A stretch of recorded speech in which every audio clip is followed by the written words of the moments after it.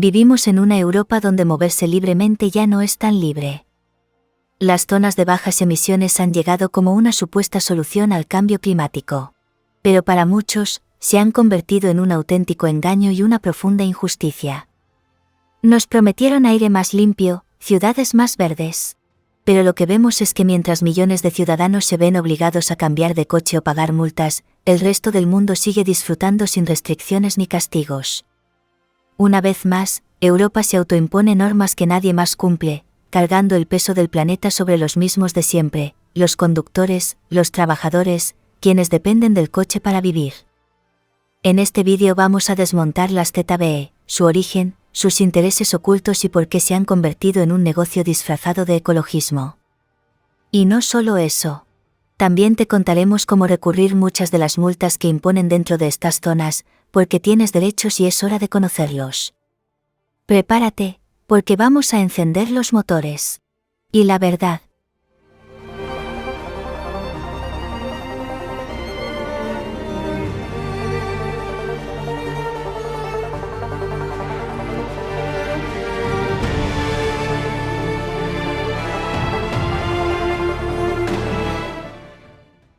Saludos a todos los fasters, y a los que aún no lo sois, ya estáis tardando. En este vídeo, nos ponemos serios, porque después de meses documentándonos, estudiando movimientos, la respuesta social, las normativas, leyes, jurisprudencias y un largo etcétera, creemos que os podemos brindar un buen vídeo sin miedo a equivocarnos. Pero, ¿de qué va esto de las zonas ZBE? Pues si todavía no lo tenéis claro, os ponemos en contexto.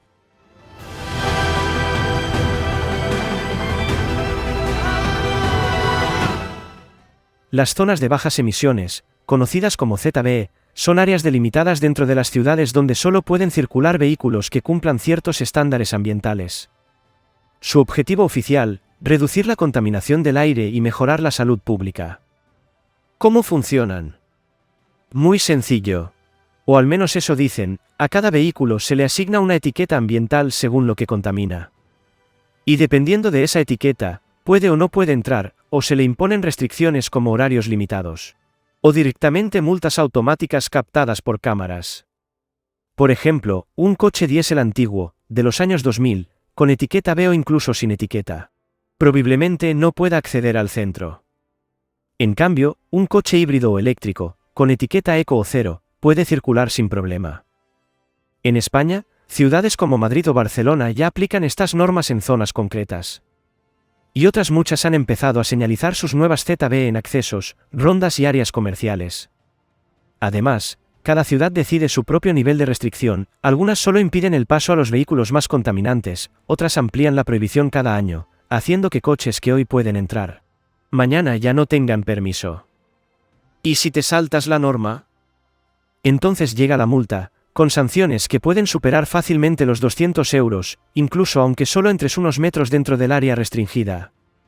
En resumen, las ZBE son una medida pensada para mejorar el aire, pero que afecta de lleno a millones de conductores, negocios y familias que dependen del coche para su día a día. Parece que con estas zonas ZBE lo que buscan es reducir la contaminación en las ciudades y en el mundo, pero ¿se tienen argumentos sólidos para defender que estas zonas ZBE reducen la contaminación en tu ciudad y que van a ayudar al mundo?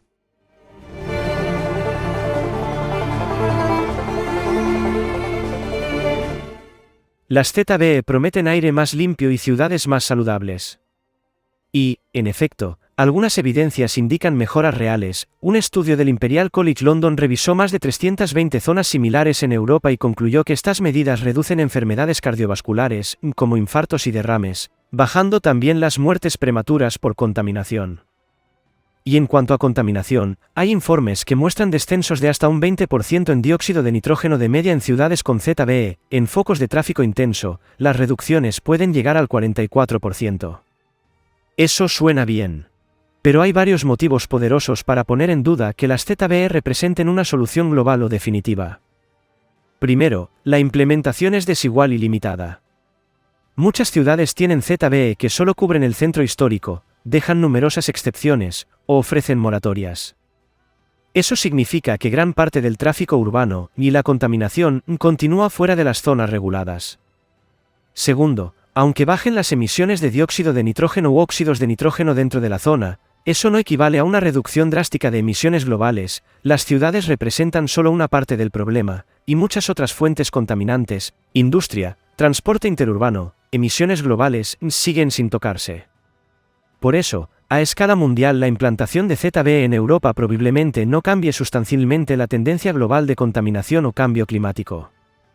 Tercero, hay un problema estructural. Las políticas de ZBE pueden generar una ilusión de ecología urbana, pero muchas veces obvian que el verdadero impacto climático depende de transporte público funcional, transporte sostenible, reducción real del uso del coche, no solo de prohibir ciertos vehículos en algunos barrios. Si no acompañan cambios más profundos, las ZBE pueden quedarse como una medida cosmética. En resumen, sí, las ZBE pueden tener un efecto local real, aire algo más limpio en ciertos núcleos urbanos, menos enfermedades en habitantes de zonas céntricas, menos crisis respiratorias. Pero también tienen un alcance muy limitado.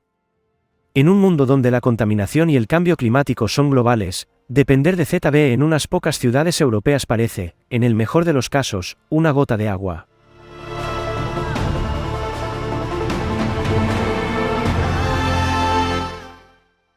Es comprensible y entendible para cualquier ser humano. Europa está intentando barrer el desierto a soplidos, o llenar el océano con un cuentagotas.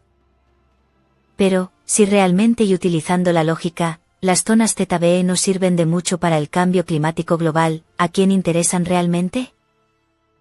¿Y por qué se han centrado en estas medidas, y no en otras que verdaderamente reducen la contaminación?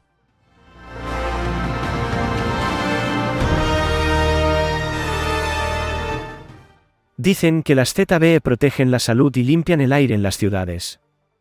Pero lo cierto es que detrás de muchas de ellas, hay intereses mucho menos ecológicos. Primero, los ayuntamientos reciben ayudas económicas millonarias, procedentes de fondos públicos, muchos de ellos europeos, para diseñar e implantar estas zonas. Si no las ponen en marcha, no solo pierden futuras subvenciones, pueden tener que devolver lo ya recibido. Eso crea un incentivo muy claro: hacer la ZBE sí o sí, no porque sea la mejor medida medioambiental, sino para justificar el gasto y no perder fondos. Es decir, la ZBE pasa de ser una medida para la salud o el clima, a ser un fin administrativo y presupuestario. Segundo, muchas ZBE se instauran sin alternativas reales, con transporte público insuficiente, sin infraestructuras de sustitución, sin planes de movilidad serios.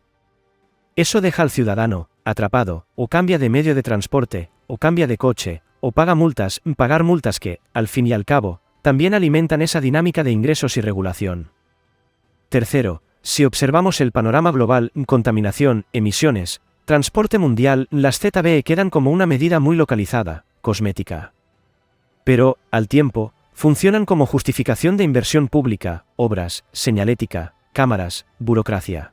Muchas veces sin el verdadero objetivo de reducir emisiones globales. En muchos casos, la ZBE no es tan ambiental como administrativa.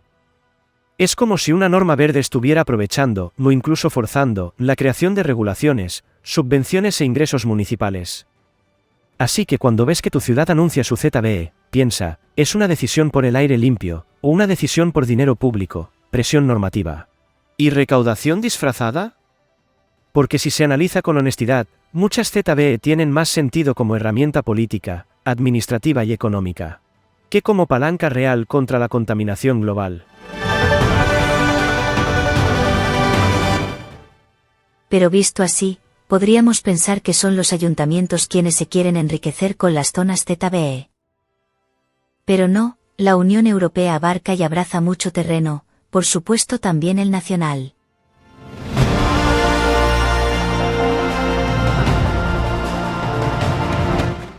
Cuando hablamos de zonas de bajas emisiones, no solo ganan los ayuntamientos. Los gobiernos centrales también tienen un enorme interés en que se implanten, reciben fondos europeos especialmente destinados a crear y mantener estas zonas. Si no lo hacen, pueden perder subvenciones o incluso devolver ayudas ya recibidas. Además, la ZBE es un sistema que necesita control, cámaras y burocracia. Esto genera nuevos contratos, nuevas tasas, nuevas vías de recaudación. Y, por supuesto, multas que alimentan nuevamente las arcas públicas. Pero no acaba ahí, la gestión de las etiquetas ambientales, ese pequeño adhesivo que decide si puedes circular o no, se convierte en un instrumento de control y clasificación del parque móvil, que puede vincularse a impuestos futuros, restricciones adicionales o requisitos de actualización del vehículo cada pocos años. En resumen, las ZBE no solo buscan reducir emisiones, lo tenemos claro. También mueven dinero, ordenan quién puede circular, y abren la puerta a más impuestos, más control y más ingresos para las administraciones. Mientras los ciudadanos asumen el coste. Y ahora que ya vamos abriendo los ojos, y que sabemos que todo tiene un doble sentido y fin, vamos a lo importante. Seguro que si habéis entrado al vídeo, en parte, es para informaros de las multas y sus posibles recursos, pues vamos allá, pero antes, hablemos en general de ellas.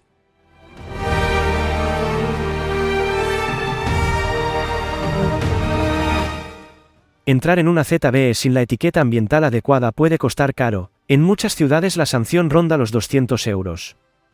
Pero ojo, no todas esas multas aguantan un filtro judicial. En Automovilistas Europeos Asociados, AEA, han ganado ya recursos por infracciones de este tipo. Por ejemplo, un tribunal de Madrid ha anulado multas por acceso a la ZBE porque la señalización no era correcta y suficiente.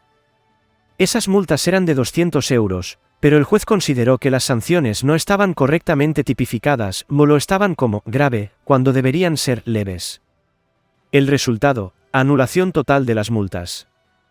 Incluso en ciudades como Barcelona, se han anulado decenas de miles de multas, unas 140.000 sanciones que ya no se exigirán tras una sentencia que cuestionó la normativa de la ZBE original. En definitiva, sí, las multas de ZBE pueden ser duras, pero también pueden ser ilegalmente impuestas si no se cumplen requisitos mínimos como señalización clara, competencia del consistorio, tipificación adecuada. Lo que abre la puerta a recursos masivos.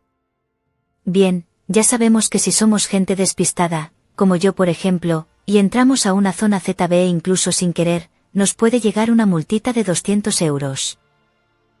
Pero, ¿son todas legales? Pues ya hemos visto que no, pero Lía os cuenta el porqué y os explica cómo recurrirlas. ¿Qué leches?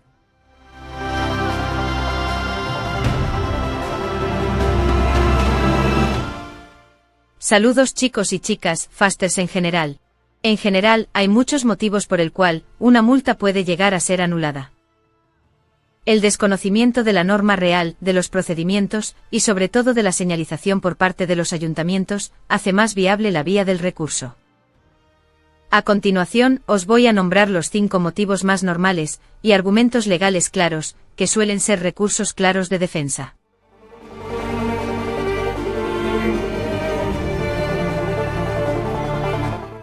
El primer motivo, mala señalización. Si el conductor no está claramente advertido de que entra en una zona restringida, la sanción es inválida. Varios juzgados ya han anulado multas por este motivo.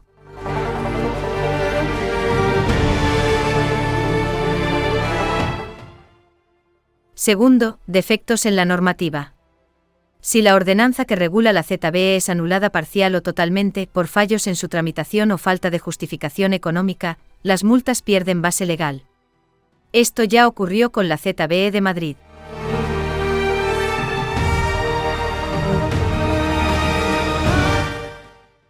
Tercero, infracciones mal tipificadas. Algunas sanciones se han calificado como graves cuando deberían ser leves, vulnerando el principio de tipicidad. Un juez anuló una multa en Madrid por este motivo.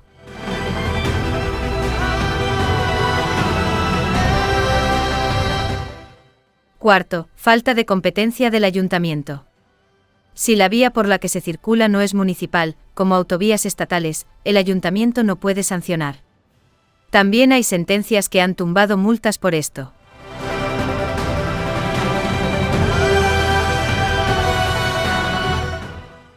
Y quinto, ausencia de pruebas suficientes, fotografías poco claras sin indicación de la señal o sin demostrar la infracción. El juez puede invalidarla. En resumen, si crees que la multa no está bien justificada, puede que sea ilegal. Y recurrirla si funciona. Y como sabemos que si habéis llegado a este punto del vídeo, es porque queríais esta información, también os hemos preparado un ejemplo de recurso que podéis utilizar rellenando la información y vuestros datos.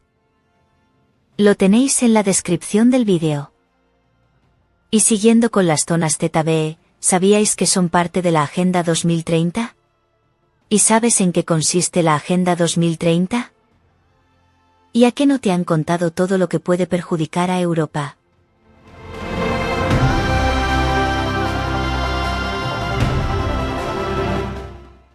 La Agenda 2030 nació con una promesa enorme: acabar con la pobreza, proteger el planeta y asegurar prosperidad para todos. Objetivos ambiciosos. Quizá demasiado. Porque los propios organismos internacionales reconocen que la mayoría de metas no se están cumpliendo al ritmo previsto. Según informes recientes de la ONU, más de la mitad de los objetivos están estancados o retrocediendo. No hay consenso claro sobre cómo lograr esas transformaciones sin generar impactos socioeconómicos serios. ¿El problema? Para alcanzar metas ambientales y energéticas tan drásticas, Europa necesitaría inversiones multimillonarias, reformas industriales profundas y un cambio total en movilidad y energía. Una transformación acelerada que podría encarecer el coste de vida, afectar a sectores enteros y aumentar las desigualdades si no se gestiona bien. Mientras tanto, grandes potencias económicas fuera de Europa no asumen los mismos compromisos o los aplican a un ritmo mucho menor. Eso genera una brecha competitiva. Europa se autoexige y corre el riesgo de perder industria, empleo y autonomía. Mientras otros continúan creciendo sin tantas restricciones. Y a esto se suma la falta de un plan unificado. Cada país interpreta la Agenda 2030 a su manera, cambia prioridades, modifica plazos. Incluso los gobiernos que la defienden no coinciden en cómo financiarla ni en quién paga la factura. En resumen, la Agenda 2030 plantea un futuro mejor. Pero sin una estrategia realista, equitativa y global, puede terminar siendo una carga económica enorme para Europa. Y una promesa que se queda en papel.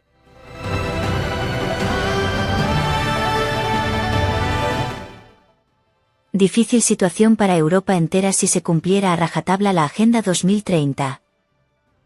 Y es que, siempre nos han contado, y en cierto modo, siempre han intentado utilizar las políticas del miedo en la ciudadanía, que si calentamiento global, que si derretimiento de los polos, vale, no somos negacionistas, y sabemos que existe un cambio, y es a peor, pero, ¿qué hay de verdad en todo lo que vemos y en todo lo que nos cuentan?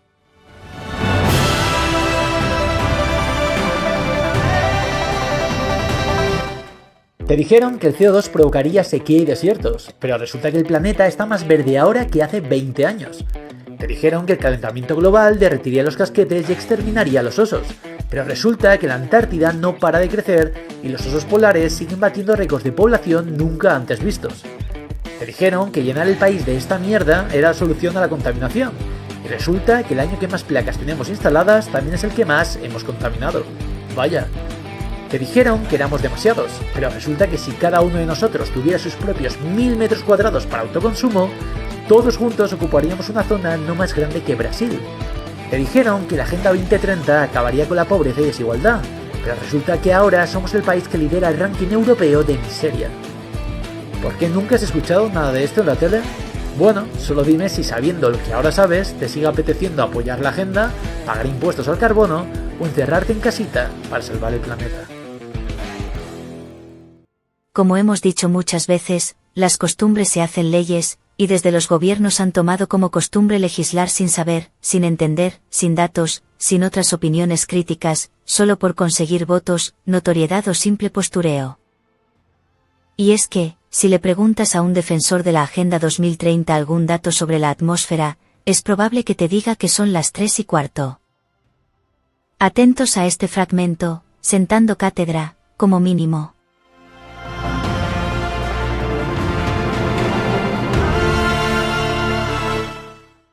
When I asked, well, just a moment, Alice, you've been speaking most of the night.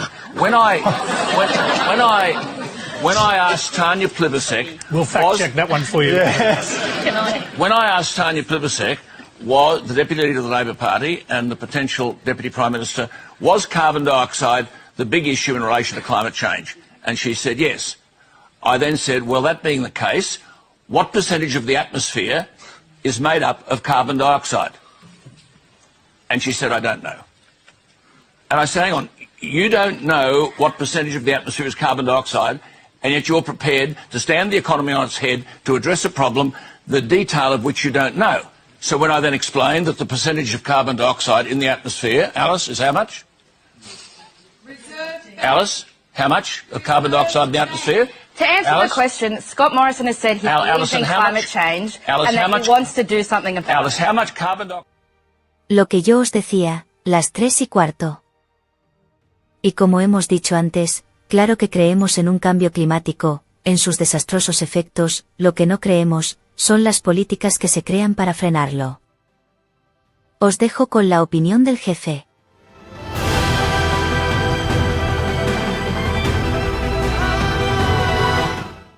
La Agenda 2030 tiene un objetivo muy romántico, que dejemos de contaminar. Dejando de usar el coche. Bueno, en realidad, dejándolo nosotros. No los ministros con chofer, claro.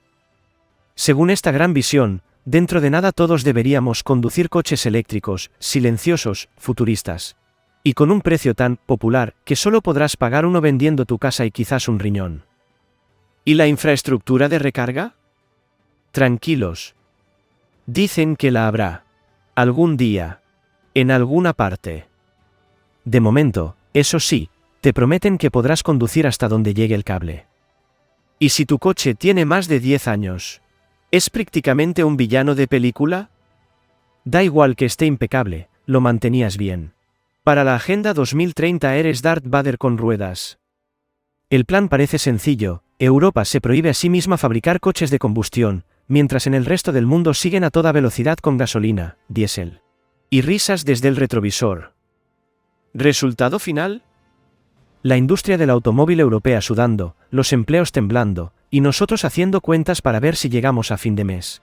Y a la próxima revisión de baterías. Pero tranquilos, todo sea por el planeta. Aunque de paso, el planeta se ría un poquito de nosotros.